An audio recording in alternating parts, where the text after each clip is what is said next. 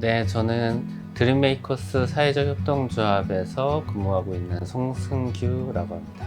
우리 드림 멘토링이라는 사업은 우리나라에서 많은 아동 청소년들이 학습을 위해서 경제적으로 좀 혹은 이제 그런 가정으로부터 지원을 받지 못하는 그런 상황에 있는 친구들의 경우는 그런 학습을 받을 수 있는 권리들을 보장받지 못하는 경우들이 많이 있었고, 그리고 그런 친구들이 학업 탄력성이라고 하는 이제 성취도 부분도 높지 않은 부분들을 많이 보다 보니까 아이들이 누구든지 교육받을 수 있고 성장할 수 있는 당연한 그런 권리들이 보장되어지지 못하는 상황들을 조금이라도 개선해보자 해서 이 사업을 좀 진행하게 되었습니다.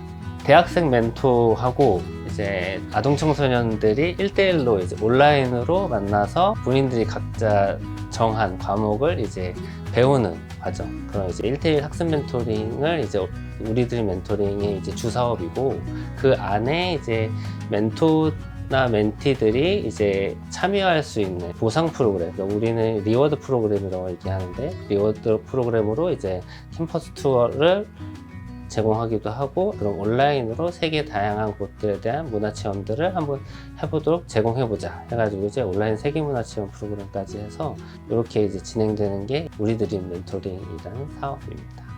저는 그룹 파랑새 나눔터 지역아동센터 성태숙 시설장이라고 합니다.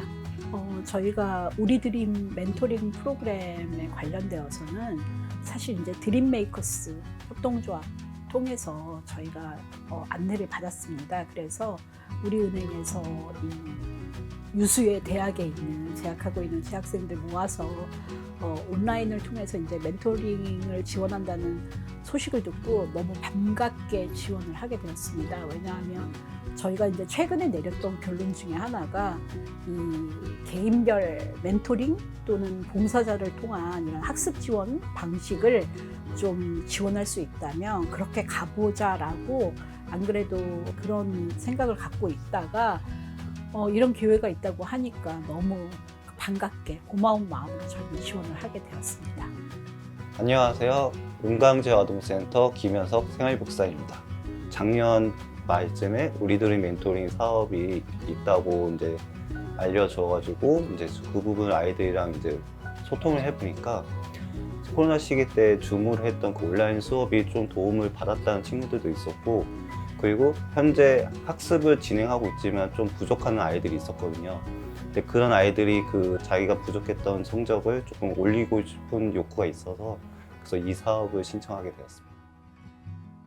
첫 번째로는 그 학습을 아이들이 꾸준히 해봤다라는 부분들, 그러니까 학원을 꾸준히 다니기 어려웠던 아이들이 그래도 6, 7개월 정도를 이제 매주 한 번씩 멘토와 온라인으로 만나서 이제 학습을 했다라는 게 이제 그런 연습을 해봤다. 그리고 이제 그 과정에서 양질의 멘토분들, 그러니까 공부 굉장히 잘하시는 멘토분들을 모집해서 진행한 부분이기 때문에 본인이 좀 막혀 있었던 것들, 배우고자 했던 것들을 좀 더 적극적으로 배울 수 있었다. 그리고 그것들을 바탕으로 조금 더 동기부여도 되고 실제로 이제 학업을 해나가는 데 필요한 그런 자신감들을 가질 수 있었다. 이런 게 이제 나름의 성과라고 할 수 있죠.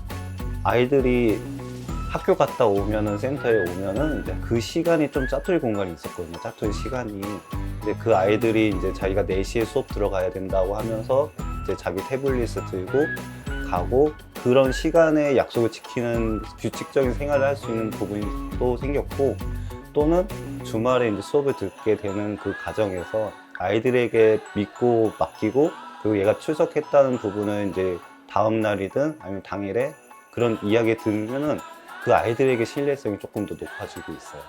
아이들의 성적이 좀 방영이 된다는 게 좀 느껴져요.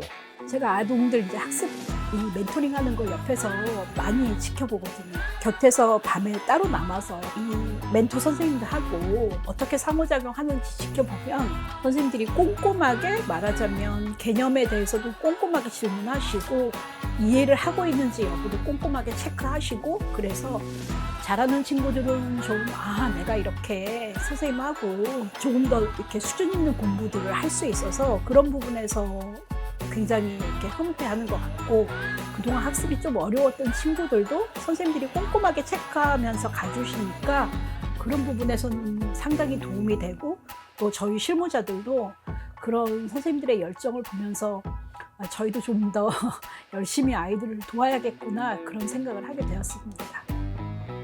뭔가 문제를 봤을 때 처음에는 이해를 못했거든요. 근데 이렇게 선생님이랑 이렇게 어떻게 이해하는지 이렇게 보니까 세세하게 조금 이해가 더 잘 되는 것 같아서 그렇게 했던 것 같아요. 되게 재밌어요. 선생님하고 만나가지고 공부하는 게. 원래는 영어를 진짜 못했거든요. 근데 선생님이랑 공부해가지고 학교에서 영어 A+ 받았잖아요. 너무 그때 기분이 좋아가지고 엄마한테 칭찬받았어요. 아직 그 5학년이 되지 않았을 방학에 처음으로 들어갔을 때 그 1단원이 자연수의 혼합 계산이었는데 그 부분에서 그냥 앞에서부터 차례대로 하면 되지 않을까라는 생각이었는데 이걸 하다 보니까 선생님이 나누기와 곱하기가 먼저 해야 된다는 것을 알려주셔가지고 학교에서 많이 도움이 됐던 것 같아요. 문제도 하나씩 다 알려주시니까 조금 새로운 걸 알아간다는 것에 좀 재미를 느꼈던 것 같아요. 제가 목표가 혼자서 공부를 하는 거를 1순위로 선택해가지고 선생님이 혼자서 공부하는 방법 그리고 또 어떻게 하면 더 공부에 집중할 수 있고 끈기가 생기는지 그렇게도 많이 알려주셔가지고 그거에 대해서 새로 알게 되었습니다. 아이들이 대학교 탐방한 적이 있었어요. 서울대랑 연세대학교. 서울대는 너무 크고 그래서 아이들한테 되게 신세계였다고, 여기 또 다른 나라인 것 같다고. 아이들이 대학교 탐방할 때 서울대를 딱 들어가고 그 순간만큼은 아이들은 서울대생이었거든요.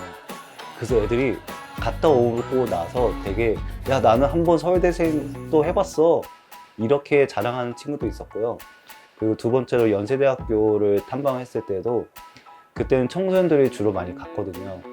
그 어떤 전공 과목이 뭐가 있고 그럼 이 전공 과목 어떻게 들어가는지를 현장에서 이제 듣다 보니까 또 진로에 대해서 고민하고 있는 청소년들은 주로 그 탐방에 되게 엄청난 도움이 됐었다고 저에게 이야기를 해준 적도 있었고요. 서울대 그 탐방 갔을 때 선생님 멘토분들이 그 공부법이랑 자기 어떤 과인지 그 설명했을 때 좀 알게 됐던 것 같아요. 학과였나? 그런 거를 소개해주고 알려주는데 그런 거 되게 재밌고 몰랐던 것도 많이 알아가지고 굉장히 기억에 시게 남았습니다. 아이들에게 기본적으로 순차적으로 배워야 되는 과정들 이런 것들 멘토분들께서 착실하게 잘 설명해 주시고 가르쳐 주셔서 학습적인 부분들에 대한 성취들이 아이들이 이제 굉장히 좀 만족도가 높고 아이들이 성장해 나가는 하나의 이제 기반의 그런 활동으로서 나름대로 성과가 있다라고 보고 있습니다.